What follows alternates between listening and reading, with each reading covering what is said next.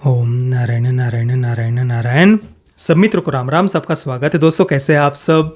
दोस्तों सर्वप्रथम जितने भी मित्र वीडियो देख रहे हैं सभी मित्र कमेंट सेक्शन में जय बजरंगबली जय हनुमान लिख दीजिए। आज जय हनुमान जय घोष लगाना तो बिल्कुल बनता है। दोस्तों हमारे इस चैनल पर मैंने पिछले लगभग 11 दिनों से और हमारे मुख्य चैनल पर 8-9 दिनों से मैंने कोई भी वीडियो अपलोड नहीं किया था। एक तो मैं थोड़ा सा बिजी था और स्वास्थ्य भी सही नहीं था, इस कारण से कोई भी वीडियो मैं नहीं डाल पाया था। आज लगभग 13 या 14 दिनों के बाद मैं थिएटर में कोई फिल्म देखने के लिए गया था। आज सुबह सबसे पहले मैंने हनुमान देखी, उसके बाद मैं दोपहर को कैप्टन मिलर, और इसी कारण से हनुमान फिल्म का रिव्यू करने में मुझसे थोड़ी सी देरी हो गई है। कैप्टन मिलर का रिव्यू मैं थोड़ी देर में अपलोड करने वाला हूँ। उसके बाद मुझे मेरी क्रिसमस भी देखने जाना है, उसका रिव्यू हो सके तो मैं देर रात को अपलोड कर दूंगा या फिर कल सुबह तक रिव्यू आ जाएगा। अभी हम सबसे पहले हनुमान फिल्म के बारे में चर्चा करने वाले हैं। देखिए सबसे पहले तो मैं फिल्म के अंतिम 10 मिनटों के बारे में चर्चा करना चाहूँगा। आप सब मित्रों ने भी सोशल मीडिया पर फिल्म का जो क्लाइमैक्स सीन है ना, उसके बारे में अधिकतर चर्चा देखी सुनी होगी। और आप भी जब इस फिल्म को देखेंगे तब आप बार बार उस फिल्म के क्लाइमैक्स सीन के बारे में सोचेंगे, उसके बारे में ही आप सबको बताना चाहेंगे, उसके बारे में ही आप चर्चा करना चाहेंगे। इतने बढ़िया वो अंतिम के 10 मिनट थे। उससे पहले फिल्म शुरू होने से लेकर के क्लाइमैक्स सीन तक की जो यात्रा थी ना, वो काफ़ी उतारों चढ़ावों से भरी हुई थी। परंतु वो अंतिम के 10 मिनट देखने के बाद मैं पिछला सब कुछ भूल गया था। उस सीन के समय मैं एकदम से सीट पर थोड़ा सा आगे आकर के बैठ गया था। अंदर जो खुशी और प्रसन्नता थी वो तो मैं आपको क्या बताऊं। गूज़बम्स, रोंगटे खड़े हो गए। ये शब्द भी उस समय छोटे पड़ गए थे, क्योंकि जब इतनी बड़ी भव्य स्क्रीन पर हम साक्षात हनुमान जी को जब देखते हैं और बैकग्राउंड में लगातार हनुमान चालीसा जब चल रही हो, तो भाई उस अनुभव को हम कैसे शब्दों में हम उसका कैसे वर्णन करेंगे। उस एक सीन के लिए तो भाई मैं इस फिल्म को एक बार और थिएटर में देखने वाला हूँ। और आप सब मित्रों से भी मैं कहूँगा कि ये रिव्यू देखने के बाद में आप बिल्कुल फिल्म के टिकट्स बुक कर लीजिए। उस एक क्लाइमैक्स सीन के लिए तो इस फिल्म को बड़े भव्य स्क्रीन पर देखना बिल्कुल बनता है। हालांकि मैंने शुरुआत में जो थोड़ी देर पहले जो बात कही कि उस क्लाइमैक्स सीन के पहले की जो यात्रा है वो काफ़ी उतारों चढ़ावों से भरी हुई थी। यानी ऑब्वियसली फिल्म बिल्कुल परफेक्ट तो नहीं थी। कुछ बातें ऐसी थी जो मुझे थोड़ी सी पसंद नहीं आई, या वो और बहुत ज़्यादा बेटर हो सकती थी, पर उनके बारे में हम बाद में चर्चा करेंगे। पर हाँ, वो वीडियो के अंतिम वाला हिस्सा आप अवश्य देखना, क्योंकि उस पर बात होना, उसके बारे में चर्चा करना बहुत ज़्यादा आवश्यक है। पर उससे पहले फिल्म में कौन सी बातें मुझे अच्छी लगी, पसंद आई, उसके बारे में हम चर्चा करने वाले हैं। देखिए क्लाइमैक्स सीन के बारे में तो मैंने आपको बता ही दिया, वो इस फिल्म का सबसे बड़ा आकर्षण है। और उस सीन को देखने के बाद में आप बार बार सोचेंगे कि भाई इतने कम बजट में इन्होंने ये कैसे मैनेज किया होगा, कैसे दिखाए होंगे ये सारे विजुअल्स, वो भी इतने कम बजट में। इसी कारण से उस सीन को भाई फुल मार्क्स मिलेंगे, 100 आउट ऑफ 100। उसके बाद में दूसरी जो बात मुझे पसंद आई वो है अंजनाद्री गांव का चित्रण उन्होंने जिस प्रकार से किया है, बहुत ही प्यारा। वहाँ का प्राकृतिक सौंदर्य आप देख लीजिए, गांव के अलग अलग पात्रों को भी उन्होंने अलग से डेवलप किया है।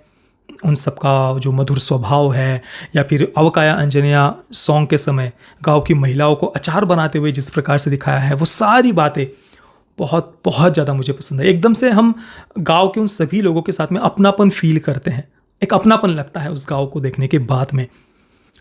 उसके बाद तीसरी जो बात मुझे पसंद आई वो है हमारे भारतीय सनातन संस्कृति के सिंबल्स को जितने गर्व के साथ में फिल्म में उन्होंने दिखाया है अलग अलग जगहों पर फिल्म में। ये तो भाई जैसा कि मैं हमेशा कहते आया हूँ, ये केवल और केवल तेलुगु फिल्म इंडस्ट्री में ही हमें देखने को मिलता है, और यहाँ पर भी बिल्कुल वो बात मुझे बहुत पसंद आई। इवन फिल्म के क्लाइमैक्स सीन को देखने के बाद में तो मुझे विश्वास ही नहीं हो रहा था कि भाई मैं सच में ये देख रहा हूँ क्या, कैसे ये पॉसिबल हुआ। हालांकि तेलुगु फिल्म इंडस्ट्री में तो बहुत सारी ऐसी ऐतिहासिक सांस्कृतिक फिल्में हमेशा से ही बनती आई है, परंतु मैंने सच कहूँ तो पहली बार ही कहना पड़ेगा इतनी भव्य स्क्रीन पर ऐसा कुछ मैंने देखा था। मैं अंतिम सीन की बात कर रहा हूँ। तो हाँ, हमारा सांस्कृतिक चित्रण जिस प्रकार से किया है बड़े ही गर्व के साथ में, वो बात मुझे पसंद आई। उसके बाद चौथी बात, जो विलन का कैरेक्टर है वो भी काफ़ी इंटरेस्टिंग था। उसकी बैक स्टोरी जो बचपन से लेकर के फिल्म की शुरुआत में ही उसके बचपन की कहानी थोड़ी सी उन्होंने दिखाई है, बहुत इंटरेस्टिंग था वो कैरेक्टर। तो बिल्कुल इन सब अच्छी बातों के लिए इस फिल्म को थिएटर में देखना तो बनता है, और मैं स्वयं भी हृदय से चाहता हूँ कि इस फिल्म को खूब सफलता मिले, आप सभी इसे थिएटर में अवश्य देखें। अब हम आते हैं फिल्म में कौन सी बातें मुझे थोड़ी सी सही नहीं लगी या किन बातों ने मुझे निराश किया। अब देखिए, ये बातें मैं बता रहा हूँ, इसका अर्थ कोई फिल्म खराब है, बहुत ज़्यादा डिसअपॉइंटिंग है, ऐसा बिल्कुल भी नहीं है। पर जो बातें मुझे फिल्म देखने के बाद में फील हुई वो मैं आपके साथ में शेयर कर रहा हूँ, और वो अगर मैं आपको नहीं बताऊँगा तो भाई ये आपके साथ में झूठ बोलना होगा, और मुझे भी अंदर से अच्छा नहीं लगेगा अगर मैं ये सब बातें शेयर नहीं करूँगा तो सबसे पहली बात, तो जब मैंने इसका ट्रेलर रिव्यू किया था तो एक बात मैंने आपसे कही थी, देखिए कि भाई इस बात का मुझे डर लग रहा है। ट्रेलर में हमने देखा था कि फिल्म का जो मुख्य पात्र है हनुमंतु, वो समुद्र के तल में जा रहा है और उसको कोई मणि मिल रहा है। तो मैंने ट्रेलर रिव्यू में कहा था कि भाई कहीं इसको मणि से शक्तियाँ प्राप्त हो रही है, ऐसा तो उन्होंने नहीं दिखाया। इस बात का मुझे डर था, और बिल्कुल फिल्म में वही डर आज सही सिद्ध हुआ।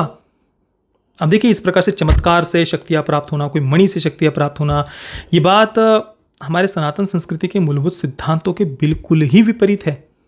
आप रामायण पढ़ लीजिए, महाभारत पढ़ लीजिए, जितनी भी पौराणिक कथाएं हैं उनको पढ़ लीजिए, अलग अलग ऋषि मुनियों की कथाएं पढ़ लीजिए, महाकवि कालिदास जी की कथा पढ़ लीजिए, पाणिनि जी की कथा आप पढ़ लीजिए। सब जगह पर आपको एक ही बात देखने को मिलेगी, अगर आपको ज्ञान प्राप्त करना है, रिद्धियाँ सिद्धियाँ प्राप्त करनी है, तो आपको तपस्या, तितिक्षा, एकांतवास, सात्विक आहार, जो भी सद्गुण हमारे होते हैं, मन इंद्रियों को एकाग्र करना, इसके बल पर, इसके आधार पर ही हमें शक्तियाँ प्राप्त होती है। अर्जुन को भी जब दिव्यास्त्र चाहिए थे तो उसने तपश्चर्या की थी, ब्रह्मचर्य का पालन किया था। भले ही उर्वशी ने स्वयं शारीरिक संबंध बनाने के लिए कहा, पर फिर भी अर्जुन ने मना कर दिया था। तो तपश्चर्या, ब्रह्मचर्य का पालन, तितिक्षा, वैराग्य, एकांतवास, अर्जुन ही नहीं, भगवान श्री कृष्ण, उन्होंने स्वयं ज्ञान प्राप्त करने के लिए सांदीपनि ऋषि की उन्होंने सेवा की, गुरुकुल में रहे। और केवल वही नहीं, श्रीमद् भगवद गीता रूपी जो अमृत है वो विश्व को देने से पहले भगवान श्री कृष्ण ने घोर अंगिरा ऋषि के आश्रम में 13 वर्षों तक तपश्चर्या की थी, और उस तपश्चर्या और एकांतवास के मंथन स्वरूप हमें श्रीमद् भगवद गीता रूपी अमृत मिला। तो भगवान ने अपने जीवन से भी हमें यह संदेश दिया है। आप रामायण पढ़ लीजिए, महाभारत पढ़ लीजिए, सब जगह पर आपको एक ही बात देखने को मिलेगी, शक्तियाँ चाहिए, सिद्धियाँ चाहिए, ज्ञान चाहिए, तो उसके लिए आपको तपस्या करनी होगी, मेहनत करनी होगी, पुरुषार्थ करना होगा, उद्यमी होना होगा, जीवन में सात्विकता, आहार वगैरह जो भी हमारे सद्गुण है, यम नियमों का पालन, पतंजलि योग को आप पढ़ लीजिए, अष्टांग योग को आप पढ़ लीजिए, कुंडलिनी योग को आप पढ़ लीजिए, बहुत सारे अलग अलग मार्ग है शक्तियाँ सिद्धियाँ प्राप्त करने के, वही एकमात्र मार्ग है। अरे इवन पौराणिक कथाएं पढ़ लीजिए, राक्षसों ने तक शक्तियाँ सिद्धियाँ प्राप्त करने के लिए तपश्चर्या की थी। तो ये तो हमारे संस्कृति का मूलभूत सिद्धांत है। चमत्कार से कुछ मिल जाएगा ना, ऐसा तो हमारी सभ्यता संस्कृति कभी भी नहीं कहती है। और चलिए, अब कुछ मणि से अगर कुछ दिव्य शक्तियाँ मिल गई, ये भी अगर दिखाना होता तो भी कम से कम शक्तियाँ मिलने के बाद में उस कैरेक्टर को ये रियलाइज़ करते हुए दिखाना चाहिए था कि भाई बाहरी शक्तियाँ तुम्हारा भला नहीं करेंगी, तुम्हें अपनी अंदर से शक्तियाँ प्राप्त करनी होगी, सिद्धियाँ प्राप्त करनी होगी, उसके लिए तुमको मेहनत, परिश्रम, पुरुषार्थ करना होगा, तपश्चर्या करनी होगी। इतनी बात तो भाई जापानीज़ एनीमे बनाने वाले भी समझते हैं, हॉलीवुड के फिल्म मेकर्स भी समझते हैं।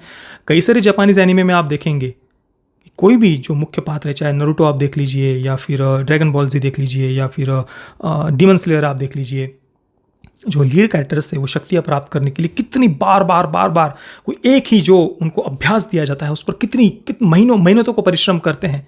उनके जो मास्टर होते हैं, गुरु होते हैं, वो जो बात बता देते हैं ना कि भाई जैसे कि कोई पत्थर फोड़ना है, डीमन स्लेयर का आप पहला एपिसोड आप याद करिए, पहला सीजन, पत्थर फोड़ने के लिए उनके मास्टर गुरु कहते हैं लीड कैरेक्टर को, तो कितने महीनों तक वो, लगभग कितने दिनों तक, महीनों तक वो परिश्रम करता रहता है, और भी बहुत सारी तपश्चर्या उसको करते हुए दिखाया है। और ये मैंने इससे पहले भी कहा था, बैटमैन आप देख लीजिए, नेपाल में वो तपस्या करता है, भूटान में, नेपाल में डॉक्टर स्ट्रेंज तपश्चर्या करता है आकर के एंशिएंट वन के पास में, वगैरह वगैरह। तो ये जो पूरा ऐसा मणि मिल जाता है और फिर अचानक से शक्तियाँ जग जाती है, ये भाई ना, वो जब भी मैं पूरी फिल्म में देख रहा था ना, वो बड़ा ही विचित्र सा फील हो रहा था।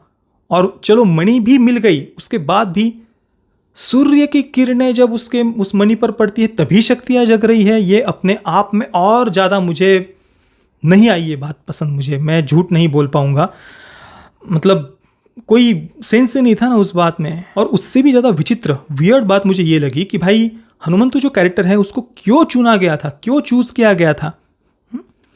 वैसे तो ये चोजन वन वगैरह जो कंसेप्ट है वो हमारे कल्चर में, हमारी संस्कृति में है ही नहीं।